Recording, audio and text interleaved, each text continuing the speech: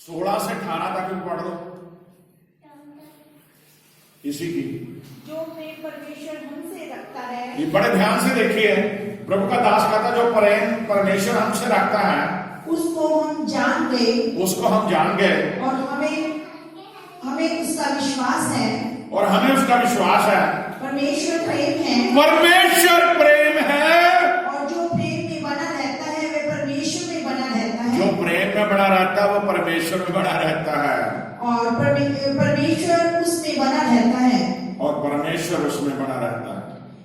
इसी से प्रेम हम में सिद्ध हुआ, इसी से प्रेम हमें सिद्ध हुआ कि हमें न्याय के दिन हयाव हो, हमें न्याय के दिन हौसला हो, रियाव हो, क्योंकि जैसा वह है वैसा ही संसार में हम भी हैं। जैसा वह है वैसे संसार में हम भी हैं। हमारा यीशु मसीह जैसा वैसे हम भी हैं। प्रेम में भय नहीं होता, प्रेम में भय नहीं होता, डर नहीं होता, वर्ण सिद्ध प्रेम भय को दूर कर देता है, वर्ण सिद्ध प्रेम भय को दूर कर देता है, क्योंकि भय का संबंध दंड से होता है, क्योंकि भय का संबंध दंड से होता है, सजा से होता है। और जो भय करता है वह प्रेम में सिद्ध नहीं हुआ। जो भय करता प्रेम में सिद्ध नहीं हुआ। बस 18वें आयत तक। आमीन। आमीन। अगर आप परमेश्वर से प्यार ही नहीं करते तो आप में तो प्यार है ही, परमेश्वर ही प्यार है। अगर आप प्यार में सिद्ध बनना चाहते हैं तो परमेश्वर के वचन को सुनिए, परमेश्वर के वचन के अनुसार अपना जीवन जिए। बोलो हालेलुया, हालेलुया, बोलो हालेलुया। फिलिपियों का खत उसका 2 अध्याय, फिलिपियों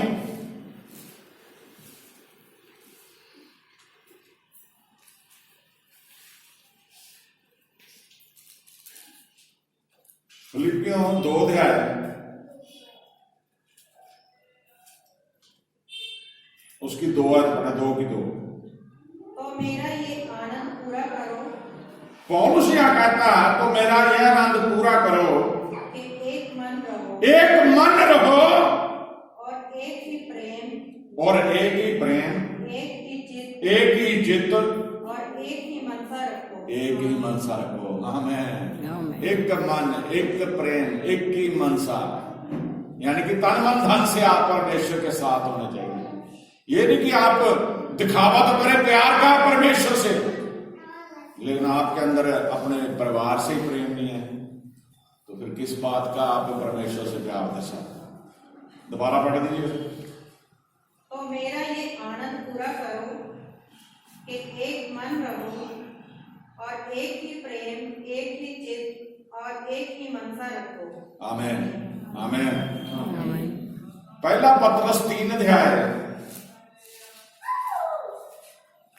पहला पत्रस 3 उसकी 6 आयत पढ़ो। जैसे सारा अब्राहम की आज्ञा में रहती, हाँ, और उसे स्वामी कहती थी, जैसे सारा अब्राहम की आज्ञा में रहती और उसे स्वामी कहती थी, क्योंकि वो पत्नी थी उसकी आज्ञा में रहती थी, उसे स्वामी कहती थी। हाँ जी। इसी प्रकार तुम भी यदि भलाई करो, इसी प्रकार तुम भी यदि भलाई करो, और किसी प्रकार के भय से भयभीत ना हो, किसी प्रकार के भय से भयभीत ना हो, तो उसकी बेटियां ठहरोगी। आमीन। फिर किसकी बेटियां ठहरोगी? परमेश्वर की। बोलो हालेलुया। नीति वचन उसका 31 अध्याय, नीति वचन 31 अध्याय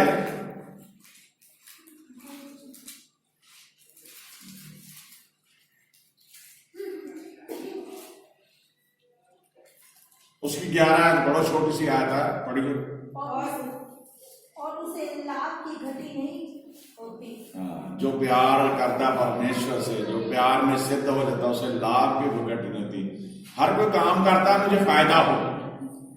अगर आप परमेश्वर के घर में यहाँ आते तो आपका वो ये जरूरत है कि मेरा फायदा होना चाहिए, मेरे घर में शांति हो, मेरे जीवन में शांति हो, मेरे बच्चे पढ़ जाएं, मेरे कोई पैसे की तंगी ना, हर तरह की बातें लेके हम यहाँ आते हैं। अगर आप प्यार करोगे परमेश्वर से तो यहाँ पर साफ लिखा उसे लाभ की घटी नहीं होती। आमीन, आमीन, आमीन, आमीन। लास्ट में हम वचन के चल रहे हैं। तीसरा, पहला था परमेश्वर का भय, दूसरा प्रेम में सिद्धता, तीसरा है विश्वास। जो सबसे जरूरी है। विश्वास, पहला क्रंथियों 16 अध्याय, पहला क्रंथियों 16 अध्याय,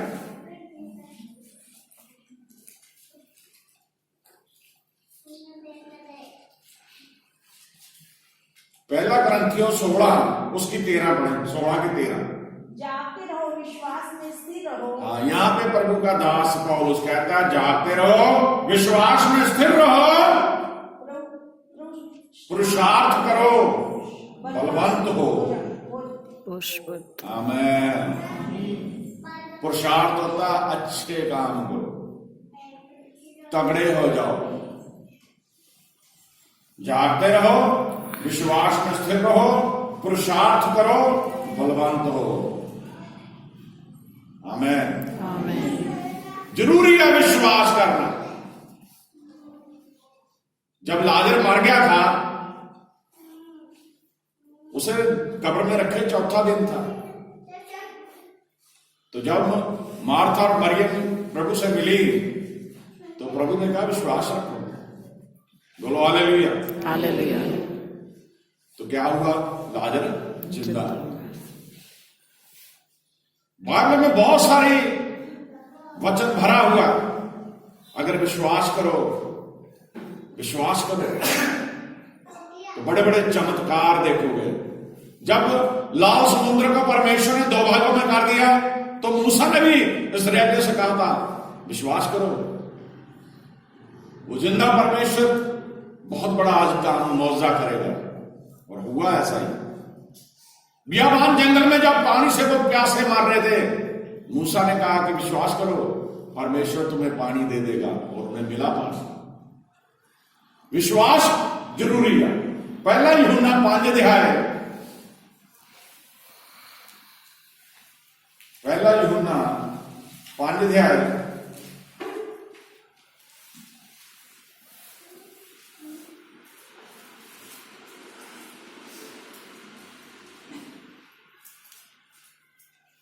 उसकी 19 आयत पढ़ो। हम जानते हैं कि हम परमेश्वर से हैं जब हम सभी को पता है, जब आपने भरोसा करें, हम जानते हैं हम परमेश्वर से हैं, और सारा संसार उस दृष्टि से दुष्ट के। उस दुष्ट के वश में पड़ा है। आमेन। हम जानते हैं कि हम परमेश्वर से हैं और सारा संसार उस दुष्ट के वश में पड़ा है। बोलो हालेलुया। हालेलुया। अब पूरे संसार में आप रह रहे हो, संसार में वो दुष्ट के, शैतान के वश में है, लेकिन आप जानते हो आप परमेश्वर के हैं। बोलो हालेलुया। हालेलुया। क्या आप सचमुच परमेश्वर के हैं? कितने लोग हैं जो अपने आप को मानते हैं वो परमेश्वर के बच्चे हैं, बेटे बेटियां? हाथ लाइए। आप परमेश्वर के। हम जानते हैं कि हम परमेश्वर से हैं और सारा संसार उस दुष्ट के वश में है। विश्वास कीजिए आप परमेश्वर में हैं। विश्वास कीजिए आप परमेश्वर के पुत्र पुत्रियां हैं, और बाकी सारा संसार जो उसके ऊपर भरोसा नहीं रखता वो उस दुष्ट के वश में है। आमेन। आमेन। लास्ट में हम 2 आयत में पढ़ेंगे, वचन पूरा हो जाएगा। यूहन्ना रसूल की इंजील उसका 10 अध्याय, यूहन्ना रसूल 10 अध्याय,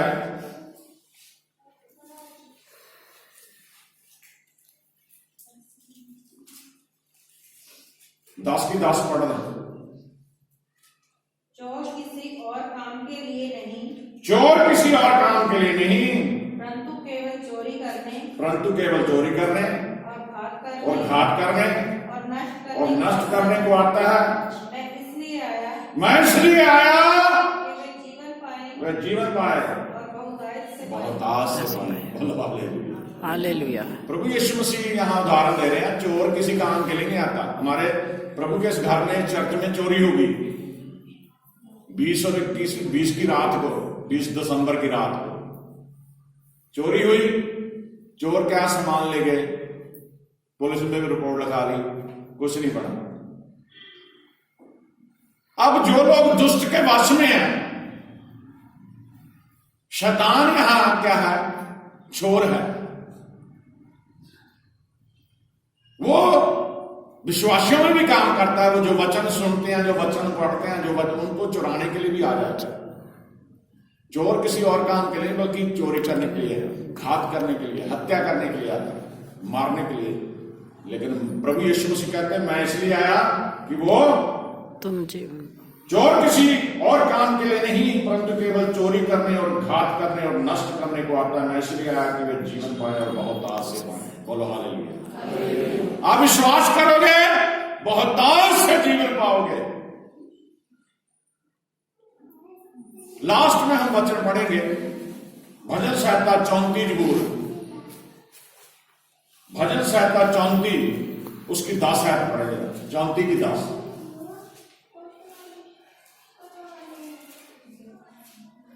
जवान सिंह को तो घटी होगी। यहाँ पे क्या है, बहुत सारे लोग इसी बात में बस दौड़े भागे कर रहे हैं।